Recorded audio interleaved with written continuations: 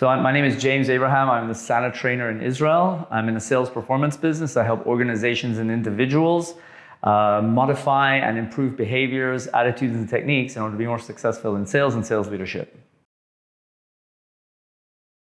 Sales enablement. Well, I think the first thing is, I think enablement, for the most part, is really helping organizations implement the science of sales. Many companies, many people in general, always question, is sales an art or a science? Now, we know sales is a science, the art is in the application.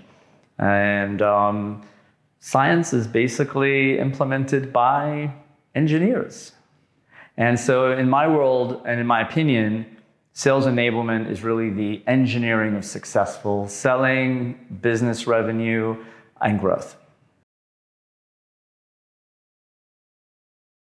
So I think the number one element that most companies overlook when it comes to enablement, probably for rev operations as well, is that there should be a very strong understanding of where sales enablement begins and where it ends. And I think that's true for many roles within sales and revenue. I think it's all becoming, in many cases, a little bit of a mishmash, because everyone's just looking to maybe throw the problem to someone else and hope that they will solve it. And as human beings, we do not like to commit. And we have a tendency to maybe walk away from responsibility. It's just how we're hardwired, and that's perfectly okay. I think many companies, when they start with enablement, they're coming in with very good intentions, but without good planning, usually they'll find themselves really asking themselves, what did we do by implementing and inviting this concept in? So I think it's planning, and I think it's having a very strong, and a Sandler world, we would say an upfront contract, set expectations of where enablement begins, where enablement ends, and having a very clear idea of who they serve and what their KPIs are, what are their deliverables. Because for the most part, if we don't know why we're doing what we're doing, then we're never going to reach the goal that we should be reaching. So, well, for the most part, enablement have huge responsibility. However, and I'm going to be brutally honest saying it, sometimes when you're not involved in actual selling, it can be a little challenging of understanding what's going on inside the seller's brain, inside the buyer's mind.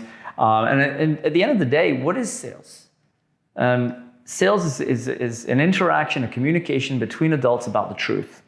And we can have a lot of fancy tools in place and a lot of process and a lot of technology, but at the end of the day, there are human beings involved, and there's a mechanism in their mind that is bringing them to the point where they need to make a decision.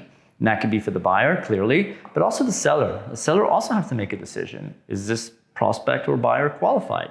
Should they actually purchase? I know that sounds a little crazy because many people are just trying to sell, but you don't want to onboard a client that shouldn't be there.